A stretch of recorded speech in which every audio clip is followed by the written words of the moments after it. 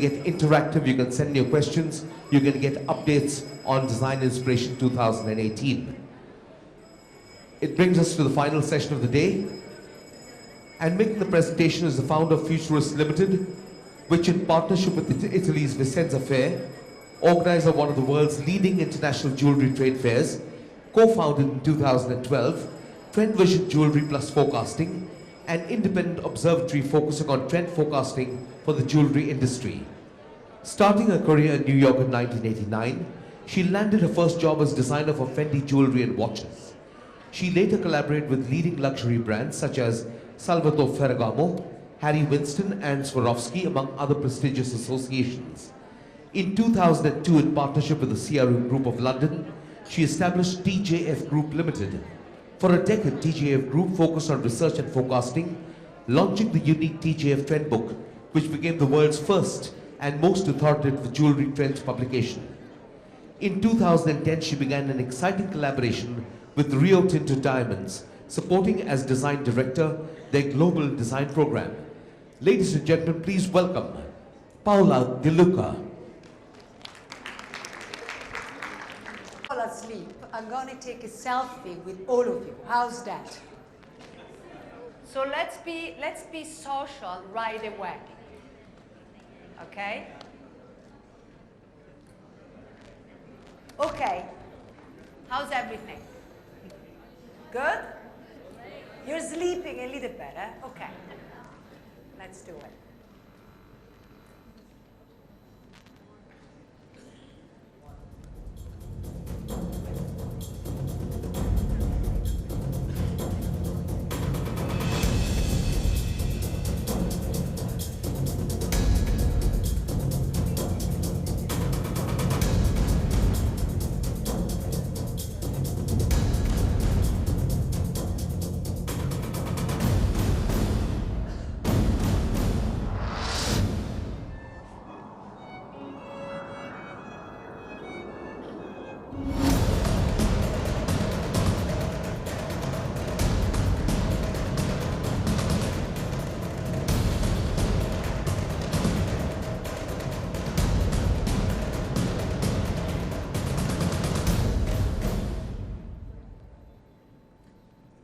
So good afternoon and thank you.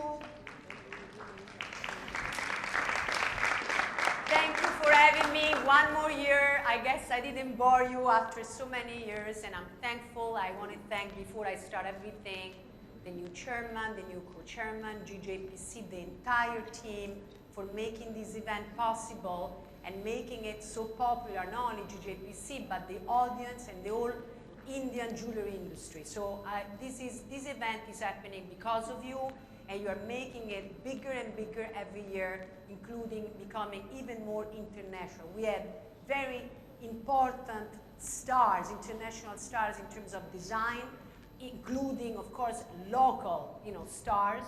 And I think that there is a lot of knowledge that is coming out of you.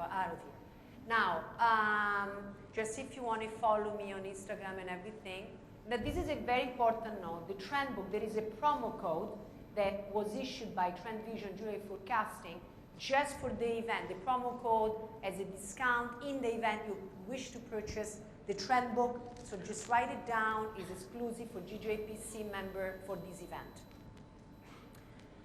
So I will make it, we have two sessions, one today and one tomorrow. I'll try to make it liveful and happy, considering the longer day that you had. So let me touch base on 2019, but even more, I want to just touch base on forecasting. What is forecasting? Because very often, we heard many interesting insights today. And, but I'd like just to focus a little bit on what trend forecasting is about and what it really means. So forecasting is the use of historical data to determine the direction of future trends. Forecasting is used by companies to determine how to allocate their budgets for an upcoming period of time. This is typically based on demands for goods and services a company offers compared to the cost of producing them.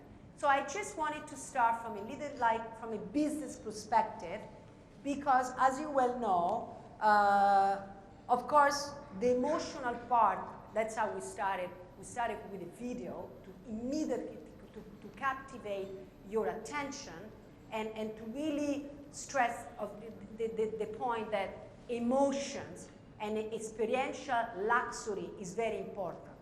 But I also want to focus on the business aspect because I don't want you, especially the designers, to get lost into the twilight zone. You know that I'm very into this.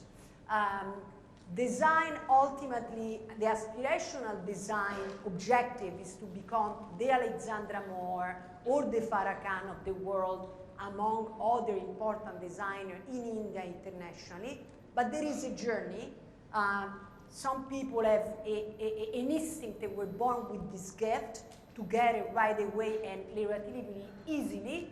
Some people need to work a little bit harder, but also there are companies, large companies to run, and it's important that we connect the concept of what trends forecasting is about.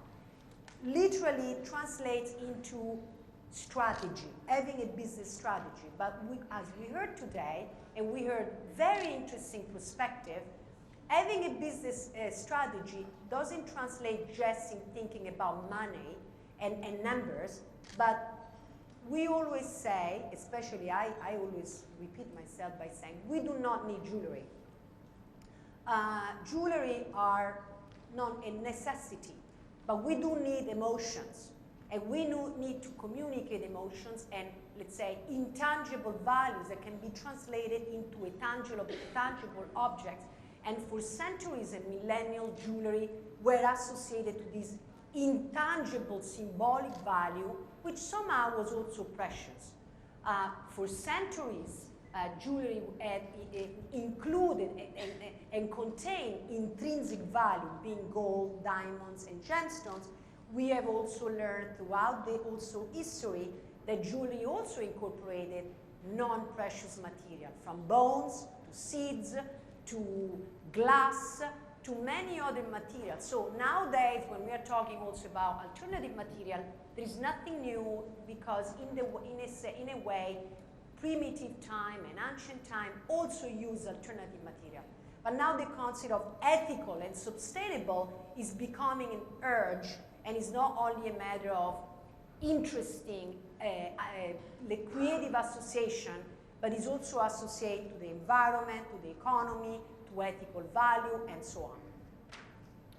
So trend forecasting is an essential knowledge for any company for planning with methodology and system, a strategy, a marketing campaign, mapping a production cycle, or entering a new geographic market segment. Now, to my very knowledgeable colleague prior to my speech, from IBM, he mentioned that India is very articulated and unlike Europe and the United States. Well, I give you a bad news. Europe is very articulated as much as it is as in India because we are not a united country, and even within one nation, you have to know that we speak, let's call it dialect, but they are not dialect, they are languages. Because if a Sicilian person speaks in their local language, I don't understand what they're saying. So any ancient culture is articulated and complex as in India. So let's not think that we are so unique because the rest of the world is as unique. In fact, it's very difficult to enter the European market, unlike the United States, for instance, because the taste of women and men in one particular region, even within a nation, from north to south of Italy, from north to south of France, it's completely different because of the weather, because in a way of the ethnicity, because of the way of religion, and now I give you an additional news. Migration and all what's happening from a geopolitical aspect is changing the European environment, and we are becoming more multi-ethnic in terms of religion, race, and so on. So the world is complex, okay? So let's not think that it's easy to enter countries just by promoting or producing one particular type of jewelry that we think is going to work. So today, I will just touch base on consumers. We talked about many aspects today, and I thought all of them were interesting. One of the things that I heard a lot today, and I hear it, let's say, everywhere I go, is the word millennials, you know, which is the buzz fashion words for demographic targets, heritage, culture, online, what was it? Digital. Which is, I think, is very interesting. That was a new word that I heard, I have to say, so I'm learning something, thank God, every day. So, millennials are that generation which was born after 1980 up to the year 2000. Of course, now we also have the Y generation, or the rainbow generation, which is actually the millennial or the Z generation, which is the 2000 up until now. But what about these people that were born before the 1980? Are we killing them? Are they dead? I mean, what's happening to these people? No, really, right? And these people are young. I mean, they're in their 40s or late 30s or 40s or early 50s. And no one is talking about these people for some reason, because it's not in fashion, or because there is no word, but there is word, it's called the middle. And these people are a very important segment in not only demographic, but let's call it psychographic. And the reason why I want to talk about this, because as you can see, there is a trend also in trends. I mean, I want to also specify that when I don't like to use the word trends as in for fashion or in vogue, but I call it prevalent tendency of the market. So trend forecasting translates into analyzing data, which in this particular case are semiotic data, which are categorized and classified, and based on the value of this data, we create case histories, and then we can identify, let's say, macro trends. Now, what Alexandra was saying earlier, it's interesting to know about trends, not necessarily because you want to be following trends, but because you want to be educated about what's happening. And that's what it's about. Knowing a trend or a macro trend in the market doesn't mean you have to follow the macro trend, but you need to be aware to understand what is your market positioning, or your company identity, or brand identity, designer identity, wherever you are. So if there is a certain macro trend in the market, knowledge is power. So today I heard very interesting things within the lines, which one was the fact from the gentleman, I don't remember his Siddharth, from Gem Palace, when he said that they don't believe in social media because for them, or actually he actually said that he doesn't feel that his consumer target will buy online. He likes social media, but they purposely do not sell online. I think it's interesting. It is very interesting because he's standing and taking a position. It's like posting online, it's important, but not necessarily, we heard about being asleep, which is very important. The presence of being online is very important.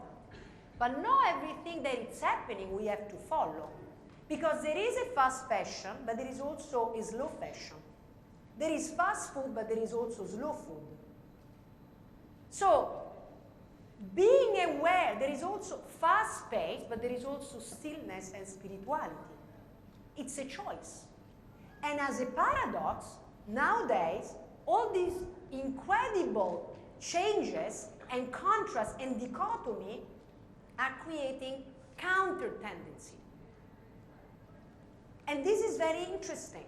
We talk about fast fashion, but then we hear also that the most successful people are those who are doing limited edition and bespoke pieces. That's interesting. That's very interesting, where the high margins are. Now, between fast fashion and selling $50,000 necklace online, there is a big gap, right? I mean, between 100 euro or dollars, okay? Let's talk internationally, not only locally, or 200, 300, selling a 50,000 piece or a 30, there is the 500, the 2,000, the 5,000, there is a lot of money there. There is a lot of loss in translation there. And all these informations are very interesting. So these consumers that we are basically identifying, it's not that we identify, they are there already. So we have identified the gender naturalist, the middle, the ethical modernist, the retrofuturist, and last but not least, what we call the man unmasked. Because men, especially among the youngsters, let's call them millennial, but let's call it also the psychographic who they feel younger or not necessarily aging that quickly or old, and they are in style, they're wearing jewelry worldwide. That includes Indian men. Because if you see in Consumers magazine also in India, men are wearing jewelry. They might be gold and leather, they might be diamond rings, and actually I would say that Indian men are the most stylish wearing jewelry, because I see Indian men wearing gemstone rings unlike any other parts of the world, and you do it for centuries. It might be because it's your birthstone, it might be because someone, a loved one, gave you a ring, but Indian men have been wearing jewelry in a very confident way for centuries. And now, with other parts of the world, men are wearing, especially among the youngster, and by